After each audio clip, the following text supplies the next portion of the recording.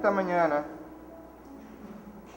el Señor puso en nuestro corazón tocar este tema, Cristo el primogénito de Dios.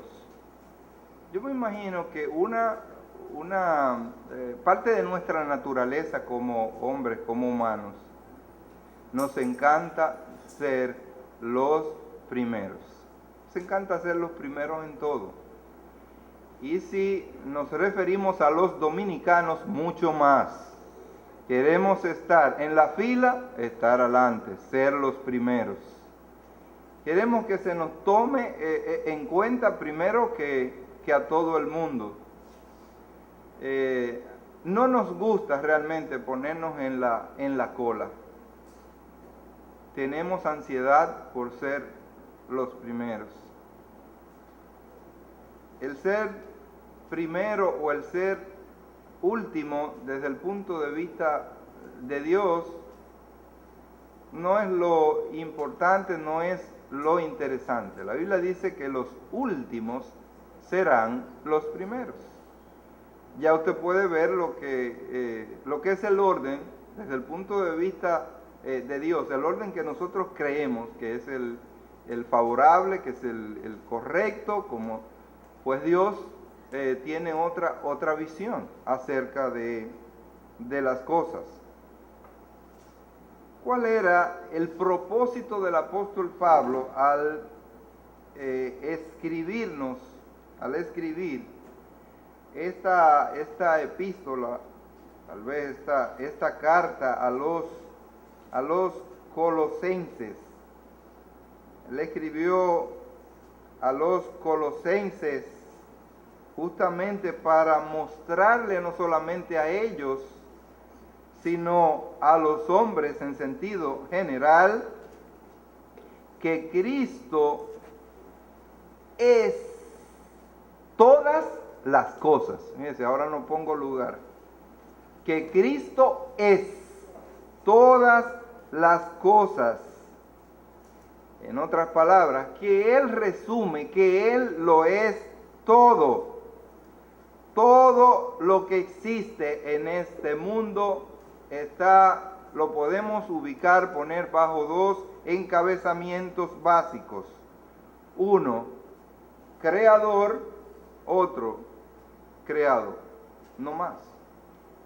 O usted es creador o usted es creado. Esos son los dos grandes renglones, ¿verdad?, en el mundo. No puede existir algo que no sea bajo esos dos esquemas. O alguien lo creó, o usted es el creador. Para mostrarnos que Cristo entonces lo es todo, la Biblia dice que Cristo es tanto el creador como el primogénito de toda creación.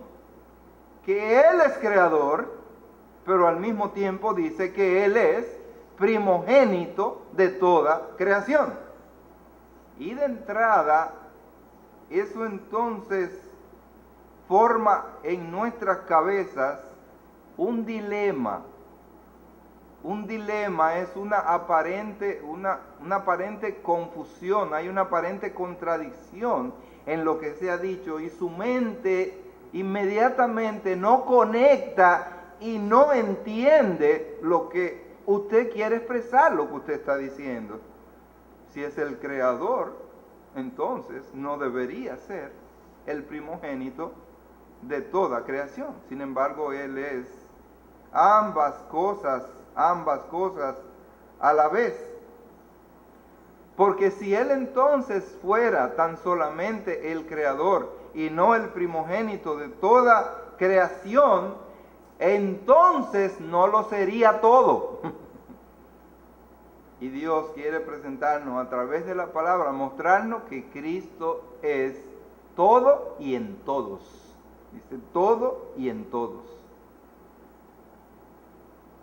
Nosotros en esta mañana vamos a comenzar a ver ¿cómo es esto que Cristo es el primogénito de toda creación, a la luz de lo que nos dice Colosenses, el capítulo 1, los versículos 15 a 17 que ya se leyó, ¿verdad?, en esta mañana? Pero antes vamos a tener un momentito de oración para que nos guíe y nos ayude en este espinoso tema.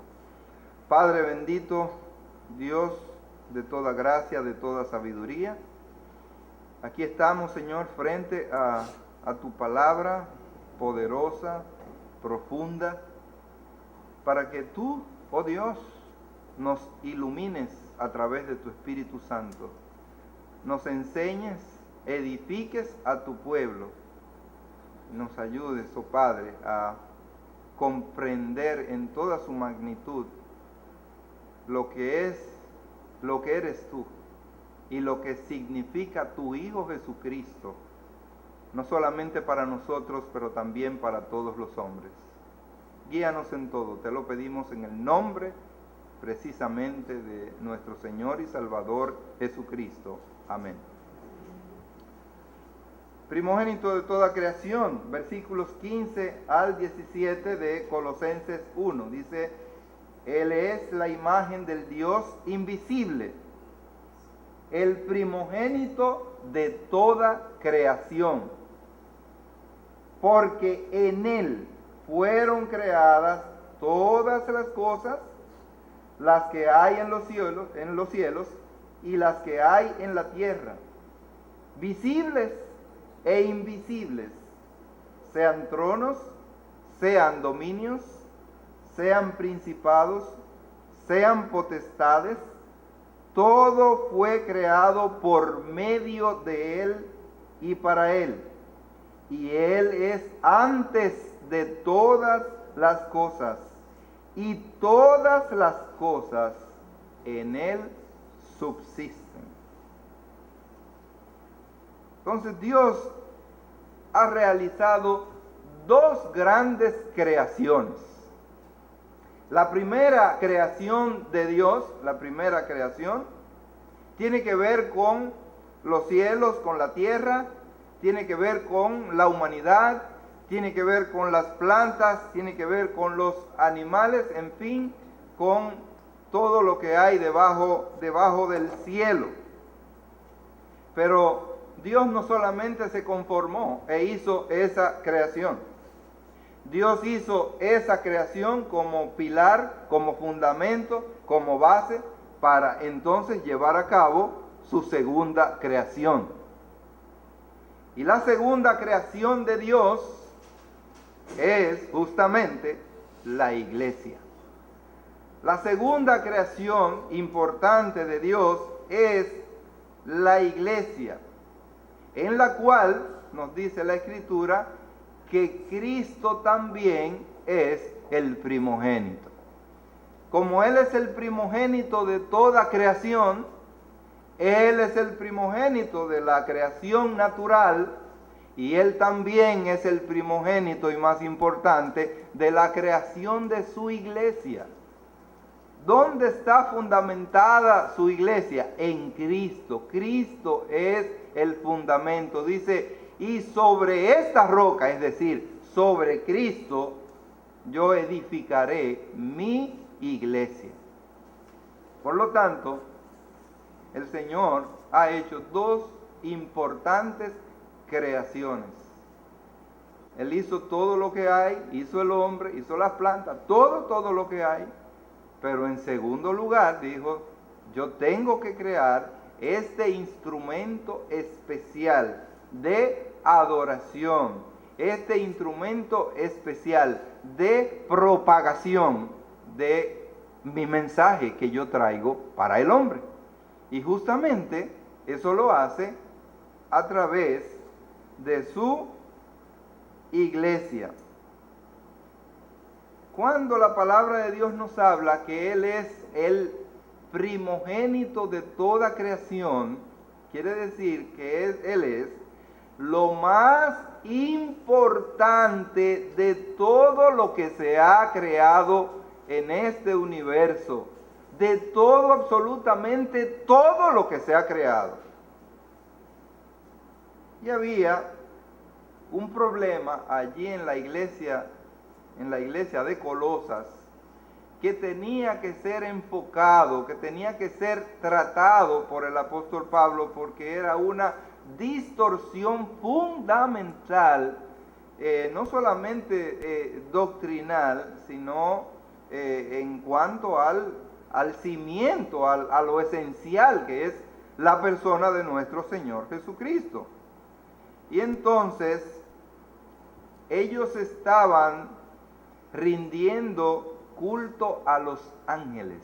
Déjenme decirle que esta práctica no ha pasado. Si el hombre, independientemente de lo que dice la palabra de Dios, de alguna forma ha continuado rindiendo culto a las criaturas, y en este caso a los ángeles.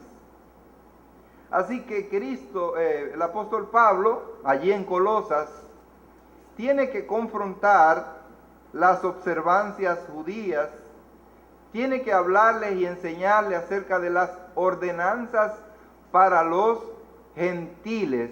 Cuando hablamos de gentiles, es todo aquel que no es judío. Hay dos ordenanzas fundamentales para la iglesia, que son la Santa Cena y la otra es el bautismo. Entonces, todo lo que tenía que ver con las ordenanzas gentiles, él tenía que hablarles y tratar con ellos el misticismo. Él tenía que hablarles y trabajar con ellos acerca del gnosticismo, que muchos todavía creían por haber venido de un mundo donde ese era el diario vivir. Ellos también tenían que ser enfrentados en otro aspecto, y era el ascetismo. Eran creencias, eran corrientes. El ascetismo, los ascetas pensaban que mientras más se castigaban el cuerpo, ellos más se acercaban a Dios. Ese era el pensar de los ascetas. Los místicos eran aquellos que todo lo sobrenatural, todo lo extraño, y todavía tenemos muchos místicos y tenemos mucho misticismo, aún en algunas religiones. Lo extraño, lo sobrenatural, un viento, una sábana, algo pasó, yo vi una luz, y todo eso extraño, ¿no?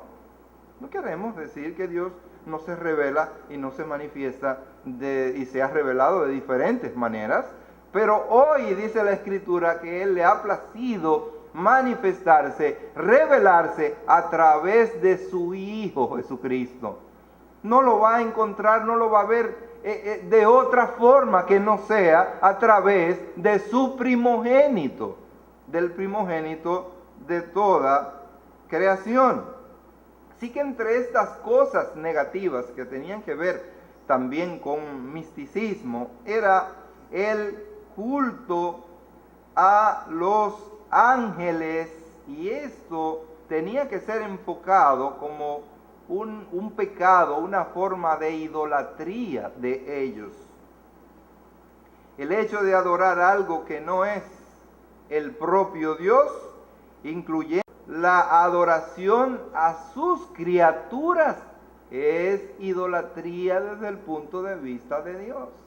Porque el hombre solamente debe adorar exclusivamente a Dios, no más. Dios no quiere que adoren a sus criaturas, Dios no quiere que adoren a parte de su creación, pero el hombre a través del tiempo se ha equivocado y ha entendido que también la luna, como no era inalcanzable para aquellos, ¿verdad? No podían llegar a ella. Hoy es que se han hecho viajes a la luna y todo eso, pero ellos veían eso como tan grande y tan lejano y tan inalcanzable, que para ellos entonces representaba un dios, lo mismo que el sol, las estrellas y todo lo demás. Así que entonces ciertos maestros heréticos consideraban que era indigno que el hombre en su condición baja, tan baja, pudiera tener un contacto directo con un Dios tan sublime, con un Dios tan alto, con un Dios tan santo, y el hombre entonces tan pequeño, tan bajo. Así que esos maestros heréticos consideraban que no estábamos nosotros en condiciones para poder tener contacto ni comunicación con un Dios tan maravilloso, con un Dios tan grande. Así que ellos abogaban por el culto, por rendirle pleitesía a los ángeles. Ellos enseñaban que Dios era tan alto y nosotros tan bajos, que había una diferencia abismal y que necesariamente tendríamos que pasar por otro estamento para tener contacto con Dios. Por consiguiente, esa enseñanza nos alejaba exactamente del Dios que ha querido ser cercano para todos los hombres. Ellos con su doctrina nos alejaban a un Dios amoroso, a un Dios que ha querido tener contacto, comunión íntima con sus criaturas. Estos maestros decían que entonces los ángeles eran seres intermediarios entre nosotros y Dios, y eso era lo que subyacía en este culto a los ángeles en Colosas, y esto tenía que ser justamente combatido, tenía que ser bien explicado, y no había una persona mejor, más indicada para ello que el apóstol Pablo. Así que este sentimiento de ellos, Pablo lo enfoca y le llama un falso sentimiento de humildad. Fíjense que el diablo a veces utiliza la arrogancia y la prepotencia en el hombre para rechazar a Dios, o entonces utiliza una falsa humildad para que el hombre no se acerque a Dios. Esto era una falsa humildad. Ellos estaban considerando seres prácticamente indignos para poder tener contacto con un Dios tan grande. Nosotros reconocemos que no somos nada, por lo tanto no podemos llegar exactamente a Dios. Necesitamos un mediador, un intermediario para llegar a Dios. Déjenme decirle que igual los israelitas, ellos no querían que Dios le hablara a ellos directamente. Ellos querían que un intermediario se comunicara con ellos, y en este caso era Moisés. Y le decían, no, háblanos tú, dinos lo que tú quieras, pero nosotros queremos que tú nos hables, Dios no. Y le daba temor. Ahora, ¿por qué ellos le daba temor que Dios le hablara? ¿Sabe por qué le daba temor que Dios le hablara? Porque ellos vivían en desobediencia a Dios. Y cuando nosotros estamos haciendo las cosas incorrectas y nos enfrentamos a la autoridad, entonces tenemos razones suficientes para tener temor. Algunos pensaban que el hecho de creerse indigno de adorar a Dios o de llegar a Dios directamente, esto era una señal de humildad sana, de una humildad correcta. Dice, es ahí donde tenemos que ubicarnos. Nosotros somos pecadores, nosotros somos malos, así que no podemos hablar, tener contacto con Dios directamente, porque Él no nos va a escuchar. Déjeme decirle que tenían algo de verdad, porque la Biblia dice y enfatiza que Dios no oye a los pecadores. Cuando dice a los pecadores, se está refiriendo a los pecadores no arrepentidos, aquellos que no han recibido a Cristo en su corazón, por más que usted crea, por más que usted piense que Dios le oye. Dice la Biblia, y yo lo creo, y esa es la verdad, que Dios no oye a los pecadores, por más que le hablen. Mas si alguno es temeroso y se arrepiente, dice las Escrituras, entonces a este oye. La Biblia deja constancia de que Dios le dio la ley directamente a Moisés. Ellos se basaban, no crean que sus razonamientos estaban un poco totalmente divorciados de algún texto de las Escrituras.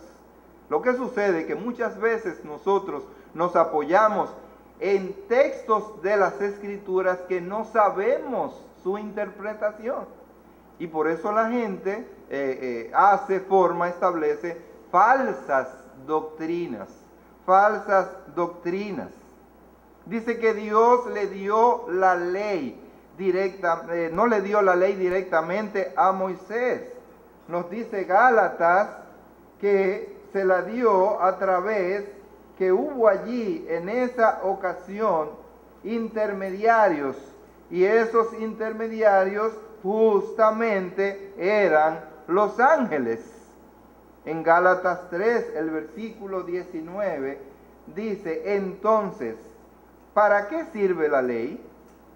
Fue añadida a causa de las transgresiones, hasta que viniese la simiente a quien fue hecha la promesa, y fue ordenada por medio de ángeles en mano de un mediador. Es decir, ellos decían, fíjate, si este instrumento tan importante como lo era la ley fue administrada o fue suministrada mediante, a través de, donde ellos tuvieron una participación importante, es decir, los ángeles, entonces ellos son verdaderamente perfectos mediadores.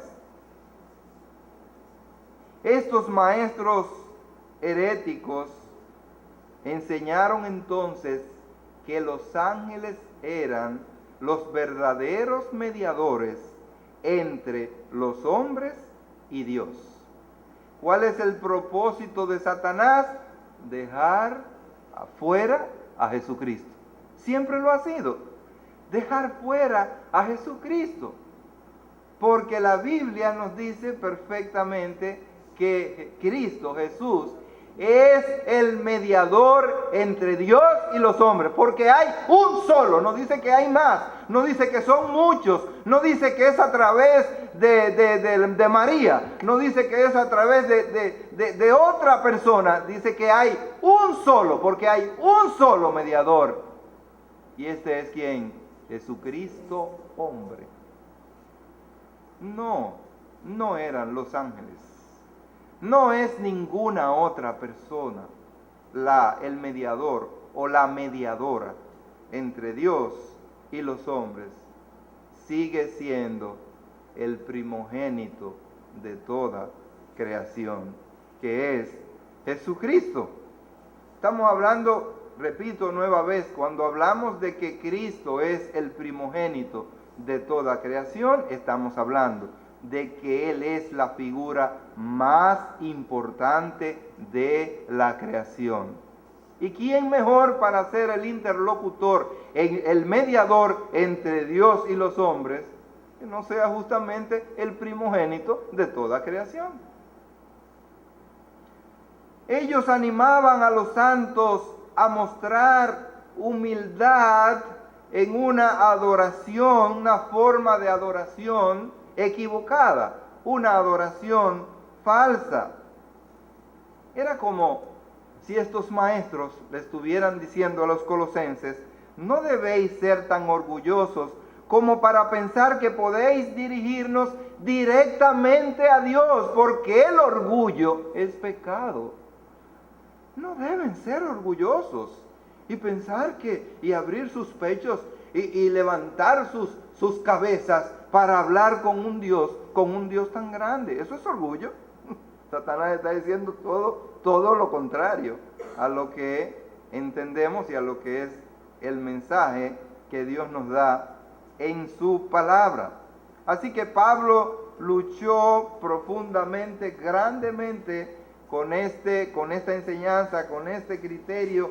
Aquí en Colosenses el capítulo 2, el versículo 18 dice: nadie os prive de vuestro premio, afectando humildad y culto a los ángeles, entremetiéndose en lo que no ha visto, vanamente hinchado por su propia mente carnal. Aquí está la instrucción: una falsa humildad, algo que ellos se estaban inventando, algo que no era real. Ellos no tenían constancia, ellos no habían visto, ellos eran vanos, y lo que realmente estaban siendo orgullosos eran ellos. Dice, hinchados por su propia mente carnal. Hermanos, los santos de Colosas no creían que Cristo pudiera ser el intermediario entre el hombre y Dios, ya que consideraban a Cristo demasiado exaltado también. El propósito del diablo es distorsionarlo todo. Ahora ellos están mirando a Jesucristo, como dice la Escritura, que Él lo exaltó. Como Él se humilló, entonces Dios lo exaltó mucho más allá de todos los hombres. Y eso es lo que dice Filipenses, que Él se humilló hasta lo sumo. Entonces, como Él se humilló hasta muerte y hasta muerte de cruz, entonces Dios le exaltó sobre todos los hombres. Y ellos decían, como Él es un ser tan exaltado, tampoco podemos hacerlo directamente a Él. Tiene que ser entonces a través, repito, de los ángeles. Por esa razón es que entonces Pablo, combatiendo su creencia, tiene que enseñar que Cristo sigue siendo la cabeza de toda creación. Cristo es la cabeza. Nos dice el versículo 10 de Colosenses 2, y vosotros estáis completos en Él, que es la cabeza de todo principado y potestad. Así que Cristo representa el todo en todos. La carta, por ejemplo, a los hebreos, hay una sección, presenta una sección completa, donde hay una argumentación poderosísima para esta misma creencia que también estaba permeando a los hebreos. Fíjense allí en el libro a los hebreos, en el capítulo 1, los versículos del 4 al 8 dicen, refiriéndose a Jesús, hecho tan superior a los ángeles, cuanto heredó más excelente nombre que ellos. ¿Cómo se llaman los ángeles? Bueno, los ángeles tienen nombre.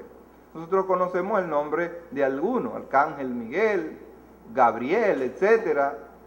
Nombre. Ahora, cuando usted busca el significado de esos nombres con relación al nombre de Jesús, verá la diferencia abismal, porque solamente Jesús es el Salvador de todos los hombres. Dice, le puso, ponle Jesús, le dijo al ángel que le dijera a sus padres, ponle Jesús porque Él salvará a su pueblo de su pecado. Y ese nombre es mucho más excelente y más importante que cualquier otro nombre por lo que ese nombre significa. Él heredó mucho más excelente nombre que ellos, porque ¿a cuál de los ángeles dijo Dios jamás? Mi hijo eres tú. Yo te he engendrado hoy. Y otra vez, yo seré a él padre y él me será a mí hijo. Y otra vez, cuando introduce al primogénito en el mundo, dice, adórenle todos los ángeles de Dios. Si todos los ángeles de Dios deben adorar a Cristo, es porque Él es superior a todos los ángeles. Y lo vemos cuando el Señor Jesucristo se hizo carne y dice, y habitó entre nosotros. Vino un coro de las huestes celestiales que decían, gloria a Dios en las alturas y en la tierra paz, buena voluntad. Esos ángeles vinieron exactamente a hacer lo que Dios le ha instruido. Sin embargo, hay religiones que dicen que Jesucristo es un ángel. Los testigos de Jehová. Ellos creen que Jesucristo es un ángel. Y aquí la palabra de Dios está siendo enfática, diciendo que está mandando a los ángeles a adorar a Jesús, por cuanto Él es superior a los ángeles. Ciertamente de los ángeles dice, el que hace a sus ángeles espíritus y a sus ministros llama de fuego. Mas del Hijo dice, tu trono, oh Dios, por el siglo del siglo, cetro de equidad es el cetro de tu reino. Y así continúa, sigue hablando, ¿verdad? Acerca de él. Hermanos, la carta de los Hebreos también nos dice en el versículo 13 de este mismo capítulo 1, reiterando lo mismo que ha dicho, pues ¿a cuál de los ángeles dijo Dios jamás? Siéntate a mi diestra hasta que ponga a tus enemigos por estrado de tus pies. ¿A cuál ángel Dios le ha dicho eso sino a Jesucristo? Y Jesucristo, después que ascendió, dice las Escrituras, se sentó a la diestra del Padre y Él está allí sirviendo de abogado defensor de cada uno de sus hijos, de lo que hemos creído en Él. Así que vemos que hay toda una sesión especial en el libro de Hebreos para demostrar que Jesucristo es superior a todas las criaturas. Una de las criaturas más elevadas desde nuestra óptica justamente son los ángeles, porque dice que Dios nos hizo a nosotros los hombres un poco menor a los ángeles, de manera que pudiéramos pensar, bueno, pero un ángel es algo importante. Nosotros visualizamos un ángel con unas alas, y esos ángeles cuando salen volando pueden estar aquí conversando, hablando. A veces no se le ven las alas. Cuando ellos bajaron y estaban hablando con Abraham, posiblemente Abraham no estaba mirando ninguna, eran huéspedes y él no estaba mirando eso, pero de repente entonces hay unas alas. ¿Y para qué Dios le pone alas a los ángeles? Porque son seres creados, y para recordarnos que no alcanzan a equipararse con Dios. Jesucristo no necesitó ninguna alas para Él ponerse allí y salir e irse al Padre, ¿verdad que no? Él simplemente fue allí y rompió la fuerza de gravedad. No necesitó alas, pero los ángeles necesitan alas porque son seres creados. Y una vez más vemos la diferencia entre Dios y sus criaturas. Hay una gran diferencia.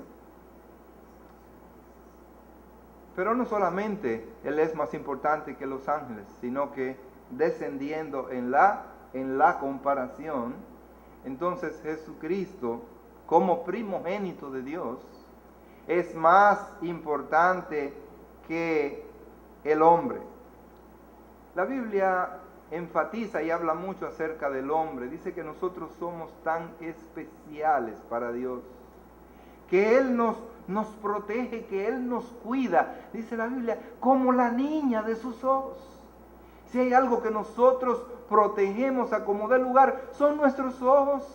Nos ponemos lentes de contacto y tratamos por todo. Si el sol está muy fuerte, tratamos de protegernos.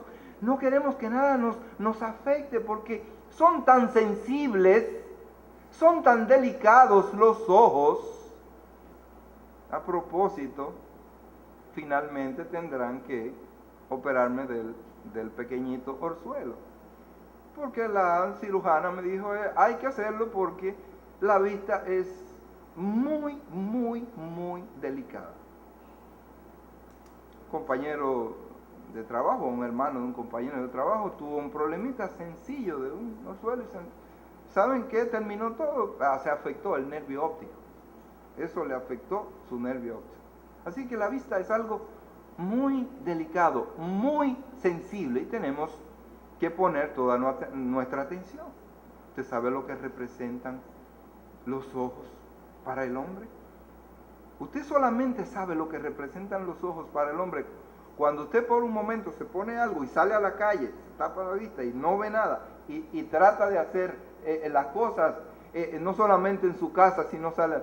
Mire, hay un equipo de gente que trató para identificarse con estas personas y se cubrieron la vista, y es algo, la experiencia es tremenda.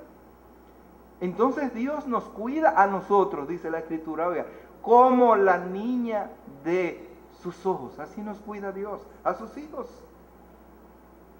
Y esto es interesante. ¿Qué importancia tenemos nosotros para Dios? El hombre es un ser tan importante para Dios que dice la Escritura que Dios no escatimó ni siquiera a su único hijo para que él muriera en su lugar, para degradarlo, para humillarlo y mandarlo a esta tierra y adquirir esa naturaleza humana. Dios, ¿por causa de quién? De nosotros, los hombres. Así que somos seres sumamente importantes para Dios. Sin embargo, cuando Dios se refiere a Cristo, le dice, mi hijo eres tú. ¿Qué expresión?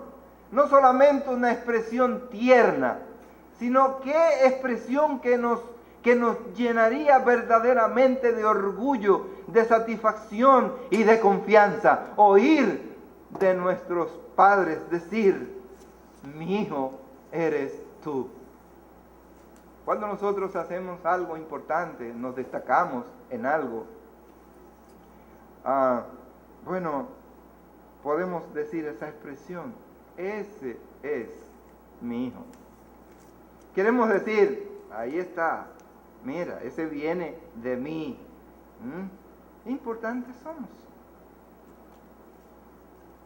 Cuando yo vi mi hija graduar en una universidad norteamericana, hacer sus estudios de especialidad, y verla compartir tan alegremente y en forma tan natural con personas de todas partes del mundo, hindúes, chinos, de todas partes del mundo ahí, y ver realmente el reconocimiento de esos profesores para con ella, cuánta satisfacción. Bueno, eso es lo que dice Dios acerca de su hijo. Mi hijo eres tú.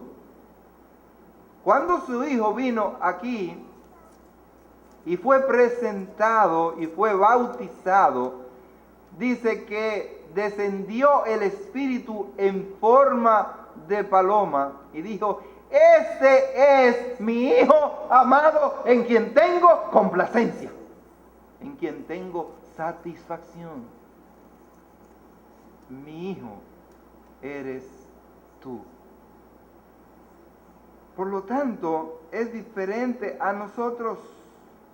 ¿Por qué Cristo es llamado el primogénito de toda creación si Él nació apenas hace casi 2000 años y no nació al principio de la creación? Porque desde el punto de vista del hombre, primogénito es primero. Pero Él no fue el que primero nació de todos los hombres. Sin embargo, para Dios es su primogénito, por una razón, y es que para Dios no existe, para Él como tal no existe el elemento tiempo. El elemento tiempo, el elemento lugar existe para nosotros. Un día cuando estemos en el cielo nos vamos a despojar de esos criterios puramente humanos y terrenales. Nosotros no podemos vivir sin tener como referencia el tiempo y el espacio, el lugar. ¿Dónde vives? Tengo que decir. Y para eso tengo que tomar ciertas referencias. Cuando nosotros estuvimos en Costa Rica nos llamó la atención poderosamente la manera en cómo ellos dan sus direcciones. Yo quería asistir a una iglesia y le pregunté a alguien: ¿y dónde queda? Eso queda en la calle de, ¿cómo se llama? En la calle Sony, en la calle del Sony, de los Sony, como a 30 o a 50 metros más allá. Y digo, pero eso no me dice a mí nada. Dice, sí, si usted le dice a un taxista, él va a entender. Porque ellos no usan como nosotros un nombre específico de una calle con una ubicación, con un número de una casa, de un lugar. Ellos no tienen eso. No existe. Así que lo que tienen son referencias. ¿Qué es lo que pasa con la de Sony? Es porque la industria o el establecimiento más importante en esa calle es Sony. Así que entonces esa es la Sony. ¿Y qué resulta cuando ya Sony se fue? Ya no hay más nada. Se acabó hace 10 años. Ellos siguen diciendo dónde estaba Sony.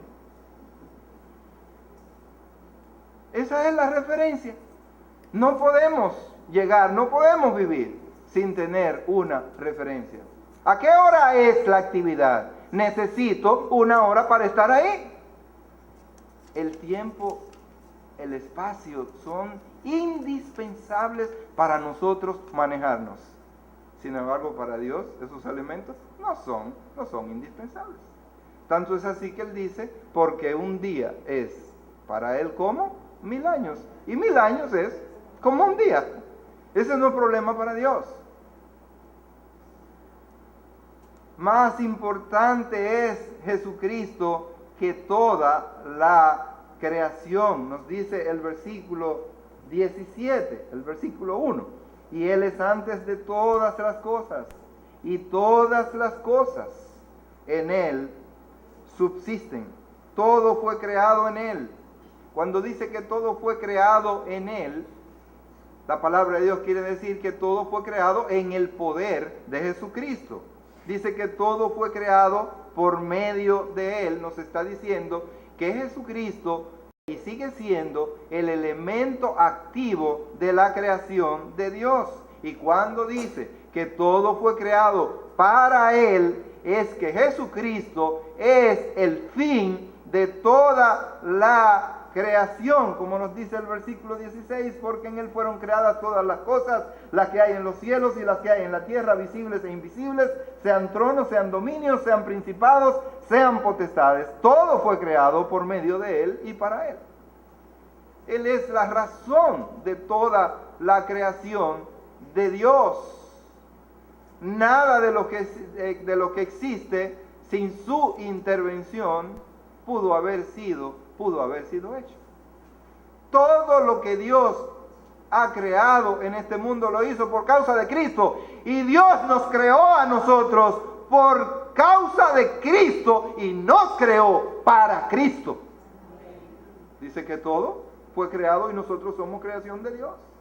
Así que si usted no está viviendo para Cristo, no está viviendo en la voluntad de Dios, porque usted fue creado para Jesucristo. Todo fue creado por medio de Él y para Él. Dice la Escritura que es para la satisfacción de Él, pero el diablo es mentiroso. Y entonces en la tentación le dijo, ven acá, si postrado me adoraré. Mira, todo eso, todos los reinos de la tierra te daré. Porque Satanás estaba ignorando que todo fue creado en Él, por medio de Él y para Él. Hermanos, Cristo es el primogénito de toda creación. Él es el ser más importante de la creación de Dios. Si Dios no hubiera permitido que Jesucristo hubiese aparecido aquí, nosotros estuviésemos sin esperanza alguna de redención. Pero como Dios, como Hijo de Dios, Jesucristo no fue creado, porque dice, y Él es antes de todas las cosas. Como Hijo de Dios, Él no fue creado. ¿Qué fue lo que vino de Él? La naturaleza humana. Dios le adicionó, por decirlo así, lo que es la naturaleza humana para que estuviera entre los hombres. Pero Él como Dios no fue creado porque Él es eterno. Él es desde el principio. Yo le digo a ustedes, ¿cuándo es el principio? ¿Sabe usted cuál es el principio? ¿Eso le da a usted algún dato? No, tiene que tener una referencia. El principio tiene que haber algo para yo decir, este es el principio. ¿Cuándo es el principio? El principio es en el principio.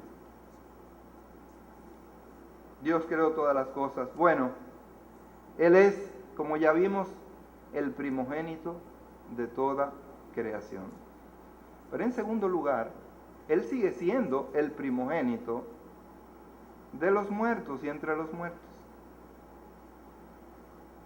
Igual, Él no fue el primero que murió, pero su muerte es la más importante de todo ser humano, la muerte de Jesucristo. Antes de Jesucristo, seguramente usted había muerto mucha gente y muchos siervos de Dios muy importantes. Había muerto Moisés, el líder del pueblo de Israel. Había muerto Abraham. Habían muerto muchos profetas, Elías, Eliseo y tantos. Pero la muerte más importante es la de Jesucristo, porque ninguno de ellos, creyendo en su muerte, yo iba a poder ser salvo. Solamente a través del sacrificio de la muerte de Jesucristo es que yo puedo ser salvo. ¿Por qué? ¿Por qué? Porque el único ser que murió sin pecar fue Jesucristo. Dice la Biblia, sin pecado. Todos los demás que han muerto han sido pecadores y por lo tanto no tienen la capacidad, no lo pueden hacer, no pueden perdonar mis pecados. Solamente Jesucristo. Y déjenme decirle que hay un texto, la palabra de Dios, que otra vez nos vuelve a llevar para las profundidades. En Apocalipsis, el capítulo 13, el versículo 8, dice la Escritura, y la adoración y la adoraron todos los moradores de la tierra, cuyos nombres no estaban escritos en el libro de la vida del Cordero que fue inmolado desde el principio del mundo. Y dirá, pero es que Jesucristo no murió, no fue llevado a la cruz en el principio del mundo. Si nosotros hablamos del principio del mundo, de esta creación, nos tendríamos que remontarnos entonces a Adán y a Eva. Así que quien sería inmolado sería Adán o algún otro. No, nos dice que Jesucristo fue inmolado desde el principio del mundo. Y nos está diciendo que su muerte para Dios se produjo desde muchos años antes, millones de años antes que se produjera. ¿Por qué? Porque la muerte de Jesucristo era algo indispensable. No había forma ni manera de que este hecho no se produjera.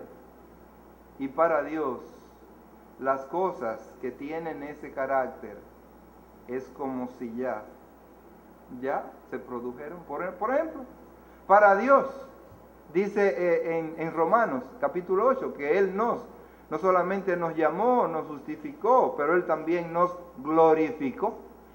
Y eso es algo que no se ha dado para el creyente. Todavía no hemos tenido la oportunidad de sustituir este cuerpo de carne por el cuerpo glorificado. Sin embargo, para Dios lo tiene en pasado. Es un hecho.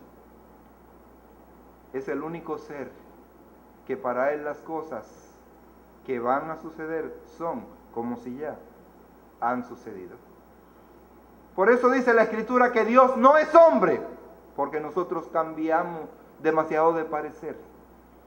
Hoy pensamos una cosa y mañana pensamos otra. Pero Dios no es así. Lo que Dios dijo, eso Él lo va a cumplir. Cuando sea, cuando Él crea. Pero Él lo va a cumplir. Por lo tanto, aquí vemos que Cristo para Dios murió desde antes de la fundación del mundo. En la eternidad Dios había previsto la caída del hombre. Y como Dios había previsto, sabía acerca de la desobediencia y de la caída del hombre, igualmente previó la solución a ese problema. Por eso no hay ningún problema que no tenga solución en Dios. Porque Dios no solamente ve el problema, sino que tiene la solución. En nuestro trabajo hay una persona, hay un joven, muy meritorio, pero entonces nosotros le llamamos el misterioso. Porque él trabaja en un área súper delicada. Entonces cuando él viene y se presenta y se para delante del superior, él se para, ¿verdad? Y pone la cara así, seria. Y entonces ya viene con un misterio. Entonces ahí él plantea, mire, don, está pasando tal y tal cosa en tal y tal aspecto. Y eso entonces implica que tal cosa, entonces, wow, lo dimensiona de forma tal que usted tendría que dejar todo lo que está haciendo para usted atender eso. Y entonces, él es el misterioso. Cuando llega y plantea la situación, le dice al superior, pero dame una vía de solución. Dice, es que no la tengo. Pero él nunca tiene la vía de solución. Así que cada vez que él llega, hay una tensión. Se prevé que hay entonces que ver y comenzar a pensar, analizar. Y ese es el nombre, el misterioso. En el caso de Dios, no hay ningún misterio. Hay un problema, Dios tiene la solución. Porque la solución más grave para el hombre era el poder restablecer la comunión, la comunicación con Dios, y Él lo hizo de manera magistral a través del primogénito de entre los muertos. No solamente el primogénito de toda creación, sino también del primogénito entre los muertos. Desde nuestra perspectiva, entonces, siguiendo el orden de las cosas, no podemos entender algo. Fíjense, en primera a los Corintios, el capítulo 15, el versículo 47, primera a los Corintios capítulo 15, el versículo 47 dice: el primer hombre es de la tierra, terrenal. El segundo hombre, que es el Señor, es del cielo. Ahora, desde el punto de vista de los hombres humanos, se cambia la perspectiva y dice que el primer hombre era de la tierra. Era Adán, también Eva. Pero el segundo hombre, dice aquí, ahora no es de la tierra, es del cielo. Ese segundo hombre no es como los hombres de esta tierra, que no tienen poder realmente para hacer todas las cosas. Pero dice la Escritura que todo lo que hay, dice, en Él subsiste. Hermanos, mas ahora Cristo ha resucitado de los muertos, primicias de los que durmieron, es hecho. Y yo pregunto, pero ¿erraría el apóstol Pablo? ¿No sabía que antes de Jesucristo habían realmente resucitado otros? Porque Cristo es exactamente el Hijo de Dios, el primero de la resurrección. Pero antes de eso, mis hermanos, queremos decir que como Hijo de Dios, Cristo experimentó dos nacimientos. Usted me dirá, Él experimentó dos nacimientos. El primer nacimiento tuvo lugar justamente en la encarnación, pero el segundo nacimiento tuvo lugar en la resurrección. En el libro de los Hechos,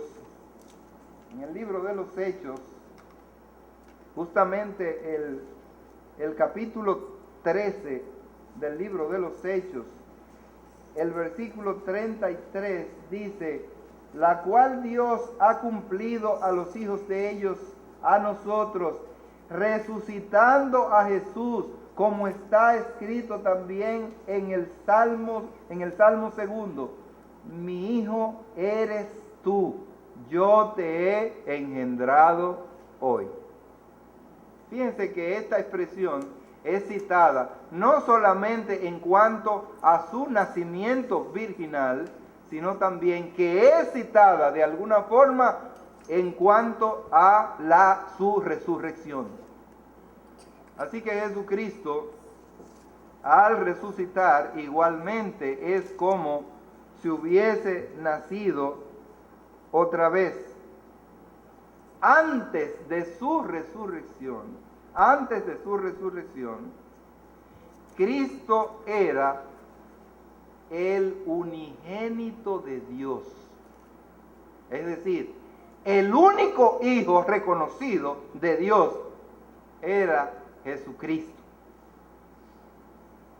Pero justamente mediante la resurrección, el Hijo unigénito de Dios también llegó a ser el primogénito entre muchos hermanos. El primogénito entre muchos hermanos. Y sería que el apóstol Pablo había olvidado que Dios también había resucitado al hijo de la viuda de Sarepta, allí en Primera de Reyes. No sabía que Jesús había levantado a Lázaro también de la muerte. ¿Cómo pudo hablar el apóstol Pablo de el primero de las primicias entre los que durmieron, es hecho sin tomar como referencia a esos otros? Hay una gran diferencia, porque todos ellos, el hijo de la viuda de Sarepta, el mismo Lázaro y todos los que habían resucitado, ellos volvieron a morir. Pero Jesucristo resucitó para nunca jamás ver la muerte. Por eso Él es el primero entre muchos hermanos. Él es el primero. Todos los que ellos habían experimentado este privilegio de vencer justamente la muerte, la habían vencido parcialmente. Porque la muerte les dijo, ok, ¿tú crees que tú me venciste? Olvídate, yo vuelvo por ti. Porque la muerte es persistente, la muerte es necia, ¿saben? A veces nos libramos, ¿verdad? Mira, yo estuve a punto de morir y qué bueno. Deben decirle, no se va a quedar tranquila. Ella está lista para volver, porque ella es insistente y viene exactamente cuando más entretenidos muchas veces nosotros estamos. A veces estamos gozando en una fiesta y ella viene de impertinente y de necia. Como le dijo al hombre aquel que había amontonado tantas riquezas, había almacenado, y él dijo, ahora estoy contento, dice, gózate, alma mía, porque ahora muchos bienes he podido acumular. Y dice, óyeme, necio, esta noche he venido a pedir tu alma, y lo que has provisto, ¿de quién será? Qué impertinente, qué inoportuna luce ser verdaderamente la muerte. Pero ella vuelve. Si usted se libra de que en el momento y se descuida, ella vuelve otra vez. Ella vuelve por usted. Porque esa es su función. Jesús puede ser llamado las primicias de los muertos porque Él, habiendo resucitado de entre los muertos, nos dice la palabra de Dios que Él jamás vuelve a morir. No, mis hermanos, una explicación un poco más profunda de esta expresión, es decir, Cristo las primicias, ¿verdad? El primero entre los que resucitaron, es la que nos dice primero a los Corintios, el capítulo 15, los versículos 20 y 23. Dice primero a los Corintios 15, 20 y 23, mas ahora Cristo ha resucitado de los muertos, primicias de los que durmieron es hecho. El 23 dice, pero cada uno en su debido orden, Cristo las primicias, luego los que son de Cristo en su venida. Bajo la antigua ley, las primicias eran los granos, los frutos, los vegetales que eran recogidos primeros, y estos eran lo que la gente justamente dedicaba a Dios en reconocimiento a la fidelidad de Dios, a la bondad de Dios, al proveerle, ¿verdad?, al permitirle cosechar todos esos productos. Y por lo tanto, ellos de la gavilla, es decir, del manojo o de los manojos, ellos podían darle a Dios justamente ese primer grano, al día siguiente del día de reposo, el día sabático, que seguía justamente a la fiesta de la Pascua. Y Pablo utilizó este término, el término primicias, en esta carta a la iglesia de Corintios, justamente para reforzar la seguridad de la resurrección. Así como el término primicias indica que es la primera gavilla de toda esta cosecha y que es su siguiente y va a continuar repitiéndose durante el resto, Cristo, las primicias de los muertos, es la garantía de la resurrección también de nosotros. Él es las primicias, así que nosotros tenemos esperanza, una esperanza cierta. Dice que si Cristo resucitó, nosotros también resucitaremos en Cristo Jesús.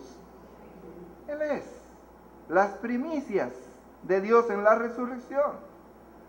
De igual manera que lo era para los israelitas, o lo que esto simbolizaba en cuanto a las cosechas, Dios recogerá el resto de esa cosecha en la resurrección final.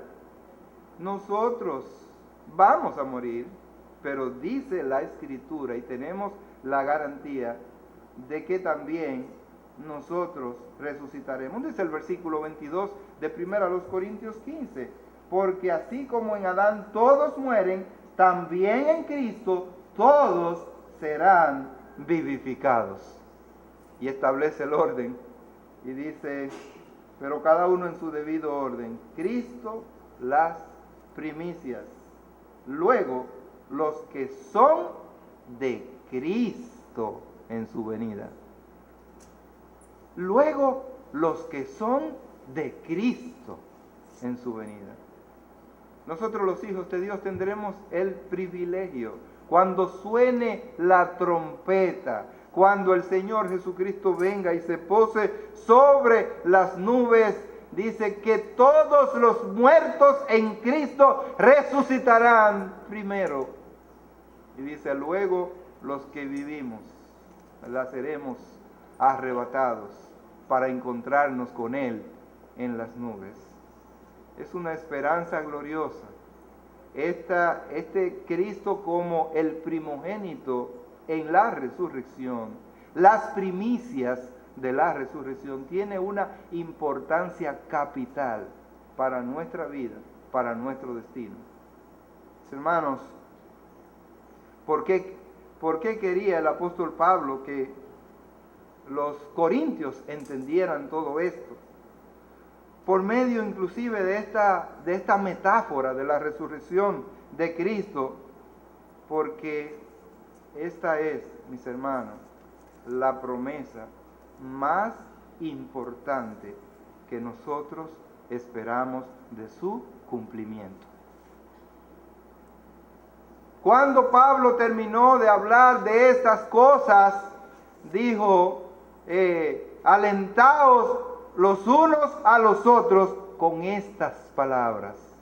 Hermanos, si hay un aliento, si hay una esperanza cierta que nos mantiene vivos y despiertos, es justamente la promesa de que un día, no muy lejano, nos vamos con Jesús. Nos iremos con Jesús. Hemos visto en esta mañana, Cristo, el primogénito de Dios. En primer lugar, es el primogénito de toda creación. Es lo más importante de todo lo que Dios ha creado. Pero también Cristo es el primogénito entre los muertos. Es el más importante de todos los hombres que ha muerto. Porque solamente al nosotros aceptar, creer y confiar en la muerte de Jesucristo, podemos ser salvos y podemos tener comunión, comunicación con nuestro Padre Celestial. Y en tercer lugar, Él es el primero en la resurrección. Las primicias de los que durmieron es hecho. Y esto significa para nosotros una garantía, una real garantía, de que aunque nosotros vamos a morir si Él no viene antes, nosotros también seremos resucitados y nos iremos con Él. Esto produce una grande esperanza, la primogenitura de Cristo, pero sobre todo en los que hemos confiado en Él como nuestro único y suficiente Salvador. Sería importante no solamente el conocimiento de estas cosas, sino también la aceptación, la internalización de esas cosas en nuestros corazones. Nosotros podamos confiar en un Cristo que es por todos y en todos sobre todos. Él vino para no solamente hacerse hombre, Él vino también para morir en la cruz del Calvario. Pero Él no solamente vino simplemente para morir en la cruz del Calvario, Él vino también para resucitar, para retornar al cielo. Y esa es la garantía de que nosotros también resucitaremos e igual también nos iremos al cielo, a morar donde está nuestro Cristo. Donde está nuestro Cristo, a quien nosotros amamos. Y como dice Pedro, a quien amamos sin haberle visto. Hay muchos, ¿verdad?, que aman. Podemos amar a alguien sin haberle visto. Desde el primer momento que Skerling hizo contacto con nosotros, hemos estado orando por ella. Podemos amar a los creyentes, a las personas, sin haberle visto. Es solamente posible en Cristo. Hermanos queridos, nuestro Señor Jesucristo es el primero, es el más importante, no solamente de toda la creación, es el más importante de todos los muertos y es el más importante de todos los hombres que alguna vez pudieron haber resucitado, porque Él resucitó para nunca jamás morir, para vencer la muerte y para que nosotros tengamos el mismo poder para vencer justamente la muerte. Gracias le damos a Él por ese amor incondicional que vino para darse por nosotros y para que nosotros entonces podamos vivir por Él. Y Él espera que nosotros vivamos para Él. Padre Celestial, gracias te damos en esta mañana por tu palabra preciosa. Gracias por estas verdades profundas que tú nos has revelado para nuestro bien. Oh Señor, para nuestra confianza, para nuestra esperanza cierta. Y te imploramos en esta mañana, oh Dios, que tu palabra haga el trabajo en nuestros corazones a través de tu Espíritu Santo, convenciéndonos de todo pecado, de justicia, Señor. Oh Padre Celestial, muévete en medio de nosotros. Trae, Señor, confianza. Trae seguridad a nuestras almas, lo que ya hemos creído en Cristo. Pero, oh Señor, igualmente, trae inquietud a aquellos que no tienen a Cristo, para que puedan disponer de esta ancla segura, para que puedan, Señor, sus vidas tener el verdadero sentido que tú has establecido para los hombres. Padre bendito, Dios de amor, oh Padre, haz tu palabra una realidad en cada corazón que la ha escuchado en esta mañana. Te lo rogamos, te lo pedimos en el nombre de Cristo Jesús. Amén.